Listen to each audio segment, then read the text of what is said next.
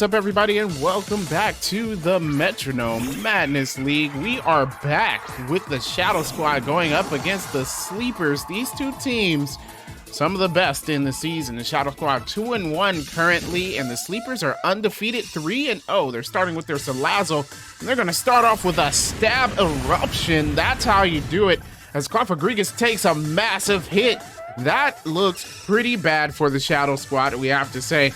But they're going to go ahead and use a Psybeam. That's also a super effective move. So both these teams going at each other's throats. And again, make sure you hit that subscribe button and the like button on the video if you want to see more Metronome Madness videos here. There we go. There goes the Tailwind. Looks like Salazzle's going to try and make his team faster. It's already faster than the Cofagrigus, but maybe it will help it out in the future. Salazzle can't be poisoned by the Toxic. Maybe a good idea by the Shadow Squad, but unfortunately it doesn't work. They didn't take in consideration that poison typing, and Salazzle gets a free turn with the Boomerang. It's going to hit multiple times, doing a little bit of damage, but you know, if it hits, well, it only hit twice. I was going to say if it hits 4 times, that might actually take out the Cofagrigus. It lives to fight another day as it uses a Crab Hammer. That's super effective. Salazzle hangs on with just a slither of health. Oh my goodness, it has 1 HP, and it's gonna live right there with the Stab Poison Fang. And that does it. Oh, it doesn't! The Cofagrigus lives and passes on the Mummy to Salazzle, getting rid of its corrosion ability.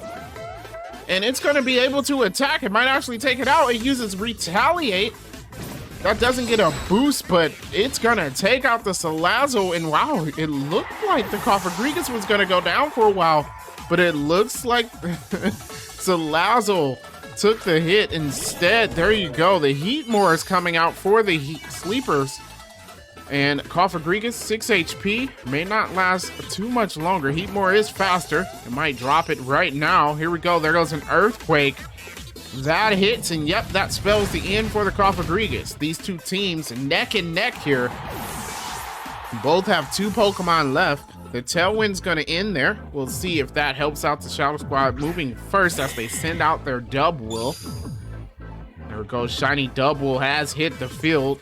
Will it move first, or will it be Heatmore? It does, now that the Tailwind is gone. And here we go. There goes an Electric Terrain. Now no one will be able to sleep. We gotta keep that in mind, in case that was on the tactics for, you know, the Sleepers, since they like sleeping. There we go. There goes the Heatmore. It's going to go ahead for an Echoed Voice. Works better if you have multiple people using the move. They're only going to do a little bit of damage. And that gives the Shadow Squad another chance to kind of gather their team together here as they use a Poison Tail. Interesting move. Doesn't do a lot of damage. No poison on it either. And Heatmore gonna retaliate with a Confusion. That has a low chance of actually confusing Dubwool. It doesn't. No extra effects, it seems, from these two teams. As we get a high horsepower, that's gonna be super effective. And it's an appropriate move for the Dubwool. Heatmore takes a massive hit and is just above the danger zone. There goes the Shadow Bomb that doesn't affect the normal type Pokemon, and Dubwool's gonna go on the attack again. And here you go. There goes a Psych Up. Is actually going to set up, I guess, for the 3rd Pokemon on the Sleepers. Not a bad idea with the HP difference between these two Pokemon. Looks like it might be a good time to set up. There goes the Sand Attack, though, lowering this accuracy. And that could be detrimental to them in the future. Accuracy drops are huge. Here we go. There goes a Guillotine. It misses. Oh my goodness. Every time we see the 1-hit KO moves, I wonder if it's going to hit. I think we saw it hit once in the Metronome Madness this season. But yeah, it is rare for them to hit. But when it does, what a spectacular show it is. There goes the Shadow Force. Dubwool's going to vanish. It's gonna hit the Heatmore in the next turn. Heatmore could use this chance to set up, but it uses Echo Voice instead. And the Shadow Force is gonna land. There we go. And Heatmore does not live through that. It's gonna faint and the Sleepers move on to their last Pokemon. Will they get their first loss of the season? It's looking like they may. Here comes the Unpheasant. You know this Unfezant can be dangerous with the Super Luck ability. We'll see if it works out in their favor. It is faster. Here it goes. And it's going to go with a mean look, stopping Dubwool from switching out, if that was the plan. Dubwool forced to stay in here. It's going to go ahead with a power split. Interesting tactic. I'm not sure if that helped them or hurt them. But here we go. Unfezant going again. And this time it's going to use a Roost. Interesting, but it already had full HP. So wasted turn on the sleepers there, and the Darkest Lariat. Oh, it misses. That's right. That sand attack came from the Heatmore a few turns ago, and it's still affecting the Dubwool. Here we go. There goes the Solar Blade. It's going to absorb some light, and that's going to be a strong hit from that Unfezant in the future. A physical grass type move. And here we go. Dubwool going to use Recover. Good move. It's getting ready for that Solar Blade as it fills itself up back to full health.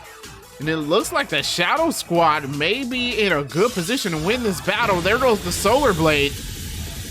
And that does a decent amount of damage, but Dubwool still above half health after it healed itself with Recover. And it's going to use Pound. Not doing a lot of damage, just a little bit to the Unfezant. Unfezant going again, this time. Supersonic. It lands, and that's going to confuse the Dubwool. Dubwool may actually do damage to itself. Actually, not a bad idea. If you want to even this match up between these two teams, that's one way to go.